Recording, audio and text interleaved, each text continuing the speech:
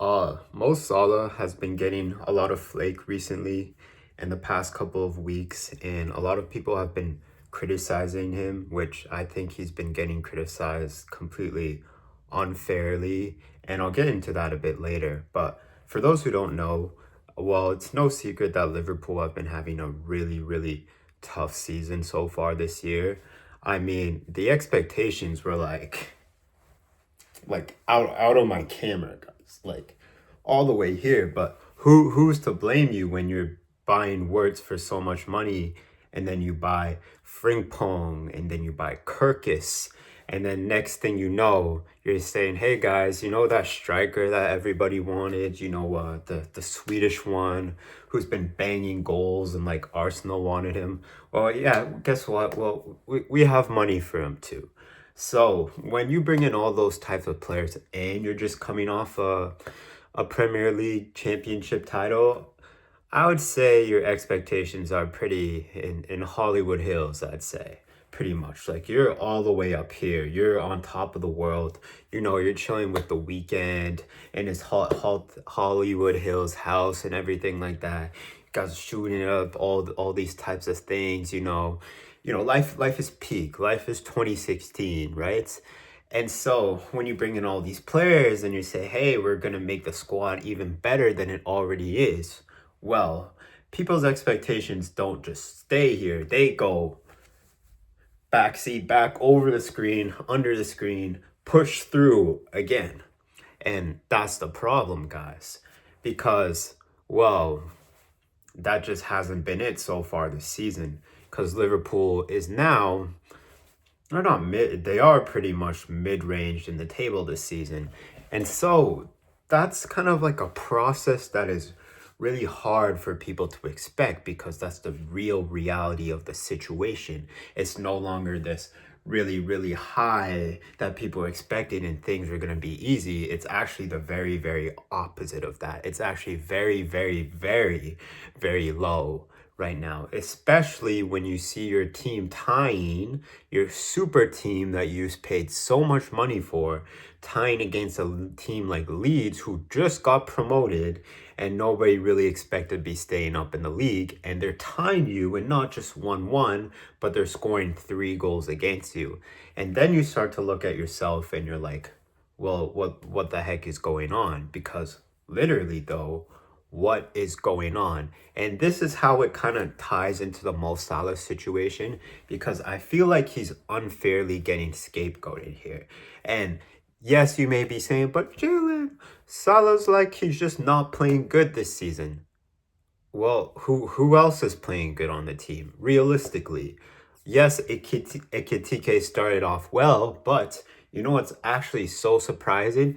Ekitike has 5 goals so far this season, and everybody's been saying, "Whoa, Ekitike, what an amazing player! What a great player! Wow, what a start he's been having for Liverpool." Salah has 4 goals this season, guys. Yes, one less than Ekitike. And then we're out here saying, oh, Salah, it's Salah's fault. It's Salah this. You know, journalists are saying Salah's the problem. Salah's this. No, it's never just the one player issue that causes this whole thing or this whole debacle, or whole everything, how Kanye would say, where it all falls down. No, it's usually a bigger issue. It's a squad issue, a manager issue, team management, club system. Just something is not clicking, and it can't just be one player that causes it. And I've seen it before as an Arsenal fan. Our club was awful like 6 years ago. And I could have easily just said, hey, it was this player, it was this person, or Wenger out, Wenger out, Wenger out, right? Remember all those times? Or Emery out, Emery out. Emery is not a bad manager. He always beats us. Every single time we play Villa, we always lose to Emery, no matter how good the Arsenal squad is. So it's never one individual person, and that's why I'm trying to say that Salah's kind of getting scapegoated here, because as humans, we try to explain or try to justify something that's happened to us that is just unexplainable. And what is happening to Liverpool right now is basically unexplainable. When you've won the league, which in hindsight, the league wasn't that too difficult last year, but when you've won the league, You've beaten Arsenal, you beat City, like all the teams that are leading. You won it. Nobody really expected you to win it, but you won the league, right? You bring in all these players, you've been doing some sustainable team management and everything, and you have a new manager in. You guys won his first season there. It's like, what could go wrong? And everything has, you're a player that you've paid the most of. Two players you've paid the most for in your history are just not scoring. Well, Isaac scored recently, which is good for him. But Wirtz, man, he's just not contributing like everybody expected he would. And I mean, that is the real reality of the Premier League sometimes. We do see a lot of great players come into the league and it just doesn't hit things off. And that's something we have to remember too. Like, who else can I think of other than like Haaland was great. Haaland was always great from the get-go. But there's so many players. Remember Havertz, he came into Chelsea, just wasn't hitting the mark, and now he's fine at Arsenal. What's another player that I can think of? Like Marmoush is still finding his footing, but we're not really talking about that because, City's playing at their expectation of what everybody expects out of City. They're not overly performing. They're not underly performing. They're where City expects City to be, which is fighting for that title right now. We're not expecting City to get 100 points this season. No, no, no. But maybe with Liverpool, the expectation was, yes, we have this super team of players and we should be wiping the floor with everybody in the league. But we're not this season. And now everybody's going around scratching their heads trying to figure out, hey, where did it go all wrong? I thought we had a solid defense. I thought we had a very solid midfield, which we do. I mean, Szoboszlai, McAllister, Gravenberch, who looked absolutely unplayable last season, was one of the best attacks in the Premier League. You have Salah, Ekitike, Isaac, and I cannot think of the fourth player right now because it's not coming to my head because I have so many things to think about. But you guys get what I'm saying. When you have such a good striker like Ekitike come in seems to be such a steal, and we all know how Frankfurt strikers are. They are really hit or miss. And for you to get the hit there with Ekitike, you must feel on top of the world. And then as a Liverpool fan, you learn, wait, Isaac wants to join us too? Isaac wants to join us too? It's like, man, bring more. But I feel like at this point we've realized that we're kind of hitting the sun, right? And there's no better player to blame out here than your player that isn't performing how he was before, which is Mo Salah. And what I mean by isn't performing how he was is, he's not gonna score like more than 20 goals this season, which is like boo-hoo for a plus 30-year-old player now, which in the Premier League, that's a pretty nice stat to have, honestly. Because, I'm sorry, I don't know if you guys know or not, but Mo Salah has never gone under 20 goals and assists in a season for the past decade. Yeah. Mo Salah has never gotten less than 20 goals or assists in a season for the past 10 years. The last time Mo Salah did that, I was 12. Yes. You know how crazy that is? That is so insane. And the fact that, I guess he's just not on that trajectory, I guess everything's his fault now? Absolutely not. That doesn't even make sense in any universe. Again, we're just trying to find, or all these pundits and everybody's trying to find a scapegoat, because over the past few weeks, I've heard everything. Kirkus is bad defending. Konate can't defend. Which, yes, there's some truths in that, but that's not the absolute problem here. Slot doesn't know what he's doing. Slot doesn't know he won the league last season, guys. If he didn't know what he was doing, he wouldn't have lasted the whole season last year. Liverpool wouldn't have won the league. Clearly, the guy's a capable enough manager if he's winning the league on his first season. So it's definitely not Slot. And now you're going to tell me that Salah's the reason that Liverpool's losing all the games, or he shouldn't start or anything like that, when he's literally in your top 3 of goal scorers, and on top of that has 2 assists so far this season. Like, everybody's underperforming, if we're going to say it by that measure. There's no player that I think on the Liverpool squad right now is like runs away from all this criticism, in my opinion, in my rightfully so opinion. And yes, I think Ekitike is great. I think he's an amazing player. But yes, I do think he should take on some of that criticism too, because the whole Liverpool squad is just underperforming. And it's not even that simple either. We got to figure out why. And yes, we could talk. I don't want to talk about the whole Jota situation, but that is also a factor. And we got to think these are still humans at the end of the day. You don't know how those things factor the players, right? But to throw Salah, your best player, for literally the longest time, he's won you 2 Premier League trophies and a Champions League under the bus like that, and to say he's the reason why your team isn't performing is absolute nonsense. And that's like when Arsenal were doing bad and then we're blaming Aubameyang. Like, that doesn't make sense. And yes, Aubameyang had to go, but he never left because we were doing bad. He left because he just had disciplinary issues or whatever the situation was. But it wasn't because, Aubameyang's not tracking back on defense, I guess we suck now. Because you guys all have watched Arsenal during that season. That was not the only reason why we sucked. And that's going to be the same reason for Liverpool. They don't suck because Salah's not tracking back. They suck because the whole team just sucks right now.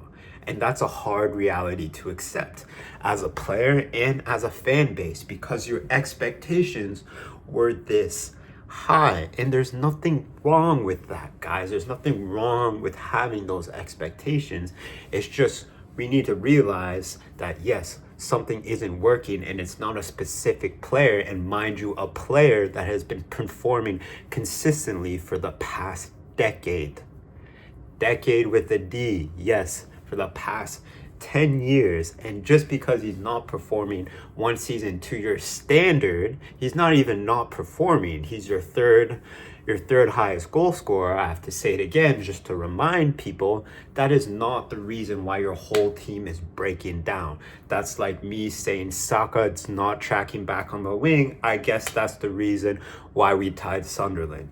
Doesn't really make any sense, But yes, is Salah getting old? Absolutely. And do I think Salah should have gone up there and say, I guess people have thrown me under the bus? No, as a player, right? Yes, you get paid the big wages to do your job and do what you're expected, but I don't think it helps. Like, you're out there saying, yes, I'm the scapegoat, because first of all, I don't think most people care that much. That's like the whole Paquetá situation where he's saying, well, I wish they provided more support for me. Like, dude, you're a footballer. Go get the support yourself, or you have some resources. With Salah, I don't think it's something you go out and talk about and say, hey, I think everybody's throwing me under the bus, because it's not really helping the situation for me. If it's something you're struggling with, you take it, you find somebody to talk to about it, but that's not something that you should be going out there saying publicly. Not because I don't think he's in the wrong for saying it, and he has a valid reason to feel that way, because yes, I think he's unfairly getting criticized, but it's about the image and the message that it sends to the team, rather than it's making it seem like, me, when it's like a system thing, a team thing, It's just a lot of moving parts that's not just Salah. And I think it's really unfair for pundits to criticize him, because I feel like they're just basically saying things to say things and to get the views and to get these clicks and stuff like that, just so they can get a bit more attention. And what really pisses me off, though, is a lot of these pundits aren't just like random people who watch the game and are like, oh yeah, I could put a hat trick in the Prem tomorrow, and they've never played a game of maybe semi-pro in their life, or they've done is men's league. No, these are people who have played the game. They understand the pressure. They understand the expectations. They understand how hard it is to get to their level. And just to throw a player under the bus like that just doesn't make any sense, because I know they're smarter to realize when a team performs poorly in a game, it's not because of one player, unless there's an absolute outlier and somebody had an absolute stinker. But Salah hasn't been having back-to-back stinkers. If he was having back-to-back stinkers, he wouldn't be touching the pitch, but he's not. He's still contributing for your team. The whole team just sucks. And that's the harsh reality of the situation, because we, again, all thought Liverpool was going to be on top of the world. We pedestalized the shit out of that team. We really did. I did. Everybody did. I even made a video saying, hey, like, what's the point of the Prem being a league this season? Because Liverpool is just going to win everything. As soon as I heard that Isaac news, as soon as I heard it, but it's just imploded. And it doesn't implode because Liverpool made the wrong decisions or anything like that. No, it's just not working out right now, right? And it's a team that's still gelling and figuring things out because you're bringing all these players, all these new players, to replace some of these older players. Like, you had Henderson leave, and that's a big leadership change. And again, I'm not going to talk about the whole Jota, but that's a big change too. And like, all these changes that are happening, you have Kirkus coming in, Konate still unsure about where he is in the team for next season. Van Dijk's getting old, all these changes are happening. No more Trent, as much as people don't talk about, but losing Trent has a big effect on that team, just having that solidity and somebody there, and how Trent plays and how he play those long balls. Like, Salah's not used to not having that delivery anymore, and not to take the blame away from Salah, but him gone changes the dynamic of the team as well. And it's just not his qualities, but it's like his confidence that he had when he played, because Trent, that guy does not back down. I'm telling you that for sure. So you miss those characteristics. No Alisson either. You guys remember? No Alisson. And Alisson was always calm, cool headed, and had a great pairing with Van Dijk. And you're missing that as well. And we've seen it because, remember when Trossard scored against Liverpool? And even though Van Dijk and Alisson both messed up that game, they're the first people to like comfort each other after those mistakes. So that shows something, And when those players are missing in your team, it starts to affect things, And now you have all these new guys coming in, like Etikite. You've got Wirtz, who's just looking like a shell of himself right now, which is, I just feel bad for the kid, because the Prem is hard, but you've also got this huge price tag and all this pressure on you, and you're not performing, and that's probably just not leaving his head every single day. But I really hope he figures things out. And it's just like Frimpong, what has he done and everything like that. And then Kirkus too, is just like, he's okay at times right now, but we all know he could be much, much better. So it's just like, everything's so chaotic right now, And Isaac is just, what happened? Genuinely. And we all know these players aren't bad players. It's just the team is just doing bad right now. And that's the reality, and that's why we shouldn't be throwing Salah under the bus, because Salah is a great player, and he's delivered moment after moment after moment after moment after moment after moment for Liverpool.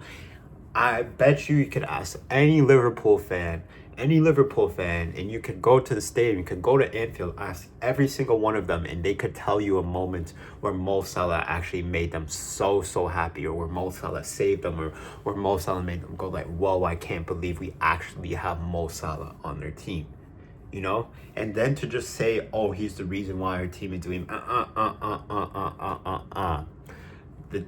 it just doesn't make sense. We're just looking for an excuse for something, because we've realized that, hey, nothing is working out right now, and we're all kind of panicking and freaking out, and we need to find something was wrong, so then we can all feel just a bit better about the situation.